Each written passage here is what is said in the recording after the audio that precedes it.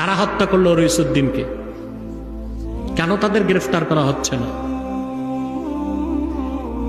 কেন মামলা নেওয়া হচ্ছে না? বাংলাদেশে ইমাম সাহেবদের মূল্য নাই? আমি এই ময়দান থেকে সরকারকে বলছি, ইমামকে যারা পিটিয়ে হত্যা করেছে জড়িত প্রত্যেককে গ্রেফতার করে আইনের আওতায় আনতে হবে, নতুবা তার চড়া মূল্য গভর্নমেন্টকে দিতে হবে। ইমামের দোষ দিলেই হলো বলাৎকার করছে, সাক্ষী লাগবে না? কথা বলেন, লাগবে না সাক্ষী? জনগণ আইন হাতে তুললো কেমন করে? মেনে নিলাম বলাৎকার করছে। ইমাম আজম আবু হানিফার মতে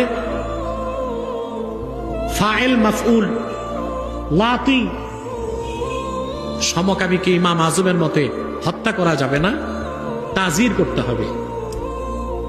বিচারক শাস্তি নির্ধারণ করবে, সেই শাস্তি তাকে পেতে হবে।